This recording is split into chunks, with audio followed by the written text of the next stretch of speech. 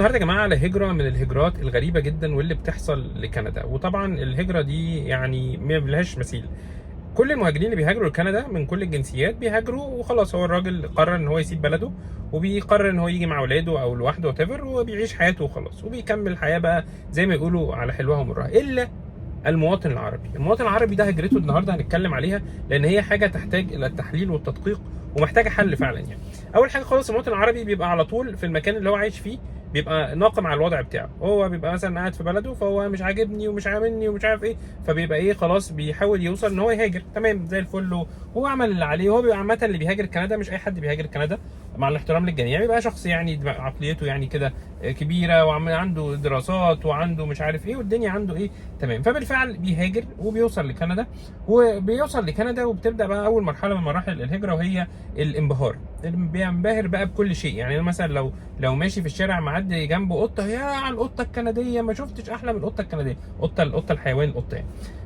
مثلا في الشارع ماشي في البارك، يا على البارك الكندي ده، انا ما شفتش بارك كندي بالحلاوه دي. هو فعلا ممكن ما يكونش شافش بارك بالطريقه دي. وكل حاجه على هذه الكلام. الميه اللي بيشربها، يا مي دي زي ميه زمزم، يا سلام جميله جدا، احلى من ميه زمزم كمان. طب يجي مثلا نتكلم على المدارس، تعليم الولاد، يا نهار ابيض ده احنا عايشين في تعليم مجاني يا جماعه وتحفه، والتعليم الكندي وده احلى حاجه خالص في الدنيا. التعليم الكندي يدخل شقه، يا نهار ابيض ده انا عايش في بيت الحمد لله رب العالمين، ويسجد على الارض يعني من فرح من الموضوع اللي هو عامله ده. تمام.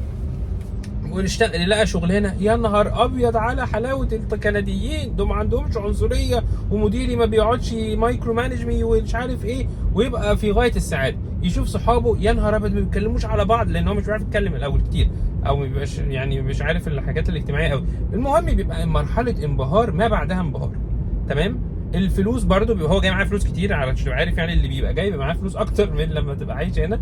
فمثلا يروح يصرف، يا جماعه ده الدولار الكندي ده طيب جدا. يعني انت بتبقى جايب دولار امريكي كل الناس وبعدين بتصرف بالكندي.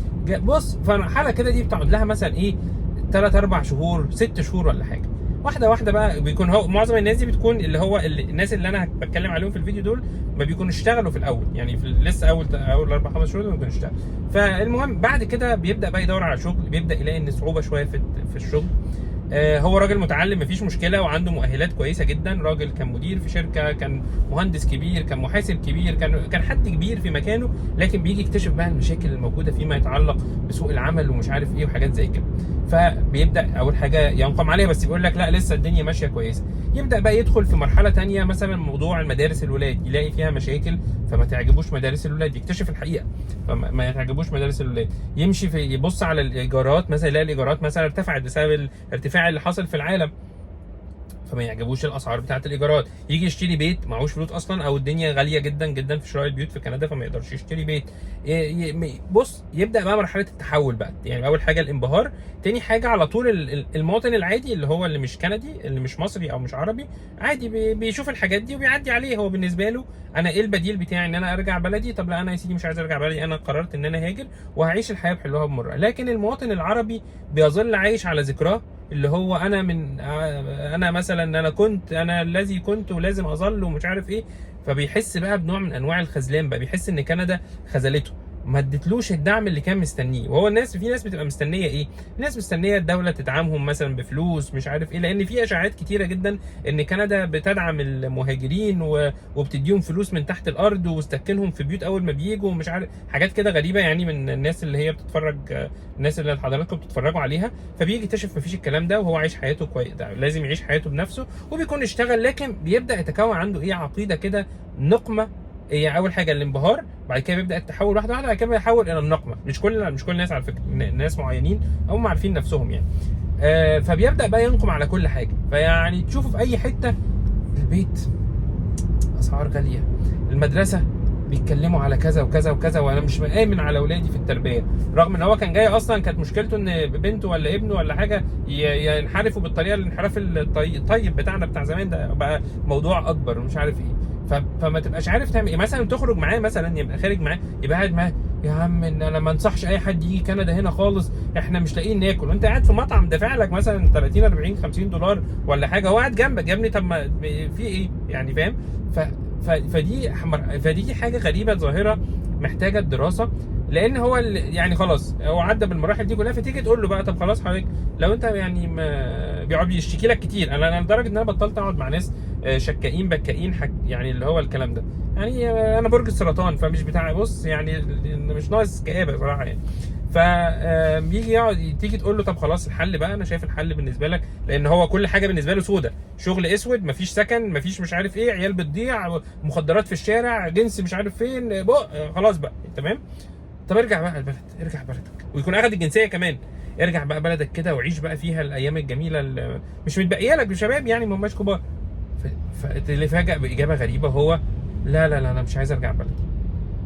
طب امال انت عمال تشتكي وعمال تعمل الكلام ده ولما حد يجي يكلمك على كندا تقول له لا اوعى تيجي كندا دي هتضيع ومش هتعمل ومش عارف ايه، يقول لي لا ما انا مش عايز حد يخيب خيبتي. طب انت يا عم انت خبت، انت راجل مش قصدي انت راجل خيبان ولا انت مش عارف ايه، انت حضرتك حصل لك مشاكل في حياتك، مين قال لك ان الناس لازم تعمل زيك؟ دلوقتي الناس المفروض كلها عارفه اللي بيحصل في كندا. انت كنت جاي ومبهور زي ما انا كنت مبهور، يعني كلنا بنبقى مبهورين بحاجات، بعد كده بعد يعني واحده واحده لما بنلاقي الحاجه ما هياش زي ما احنا كنا عايزينها، بنبدا بقى نتكيف مع الواقع الجديد، يا اما نغيره يا اما نتقبله زي ما هو، يا اما نشوف حاجه نميتيجيته. في حلول كتير، لكن في ناس بتتصدم بالواقع، تلاقيه غير اللي هو في دماغها، خلاص كده الدنيا بالنسبه لي باظت، فما بيرضاش يرجع، يفضل على طول ناقم. والناس دي برضو ما بشوفهم حتى على السوشيال ميديا، انا شفت ناس منهم في الحقيقه بس ما بقتش ليا علاقه بيهم قوي دلوقتي، لكن بشوف ناس على السوشيال ميديا بيردوا عليا، ناس عايشه في كندا هنا، كل ما تتكلم عن حاجه يقول لك يا عم الدنيا بايظه، انت بتخدع الناس، انت بتقول لهم الحقيقه، قول لهم على الغلاء، قول لهم على مش عارف، قول ما فيش شغل. طب يا جماعه انتوا يعني انتوا بتعملوا ايه هنا؟ يعني انا على الاقل بحاول اكون ايجابي، يعني انا يعني والله ربنا يعلم انا لا بتجمل ولا بعمل اي نيله في حياتي، يعني انا الحمد لله الامور ماشيه بشكل كويس، فانا ما بتجملش عشان اقول لكم حاجه زي دي، وما فيش مصلحه مني انت تيجي تهاجر كندا ولا ما تهاجرش كندا. يعني الناس اللي هي فاكره مثلا عامل اكاديمي فانا عايز الناس كلها تيجي هو اصلا الدراسه يعني اولا غاليه جدا، يعني اغلب اللي بيتفرجوا عليا مش ناس كتير تقدر تيجي دراسه. الهجره ما هياش برضو اسهل حاجه، لكن انا بشرح لك بقى الحياه عامله ازاي، يعني مش دوري ان انت تيجي، انا دوري اللي هو 90% من اللي انتوا بتتفرجوا عليه هو حياه، وبشرح الحياه في كندا شكلها عامله ازاي. المهم فانت دلوقتي يعني قول للناس، قول خلاص يعني ليه الناس اللي هي بتكلمني دولت يعني انت ازاي ومش عارف ايه، طب ترجعوا بلدكم؟ لا انا مش عايز ارجع بلدي.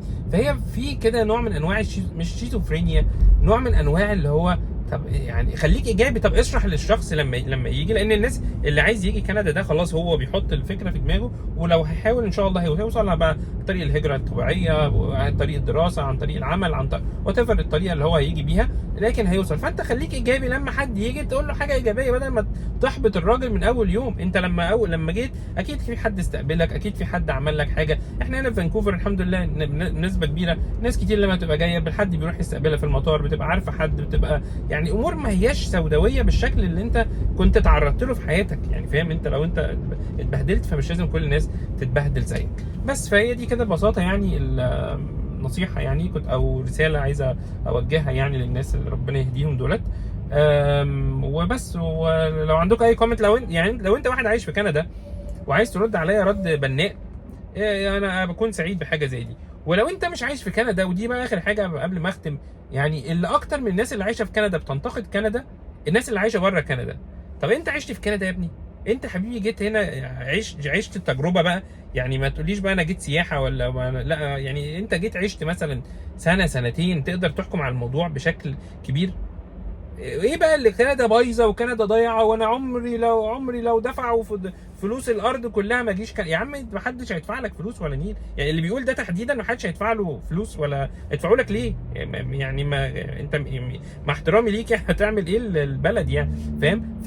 يعني خليك بقى، حاول تخليك ايجابي في كلامك، في تفكيرك، مش عشان ترد عليا انا. ما انت لو هترد عليا رد مش عاجبني يعني هعمل لك بلوك عادي جدا، انا خلاص بقيت البلوك ده عادي جدا مفيش مشكله.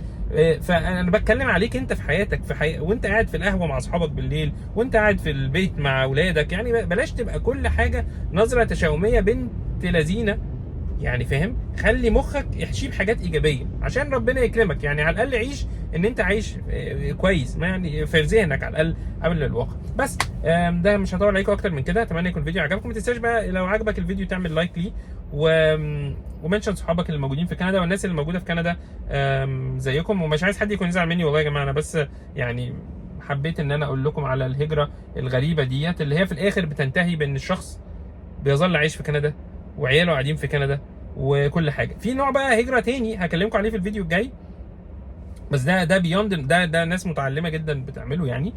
بس يعني ده خليه فيديو تاني، وان شاء الله يبقى فيديو لطيف. خلي بالكم على نفسكم، اشوفكم على خير. السلام عليكم ورحمه الله.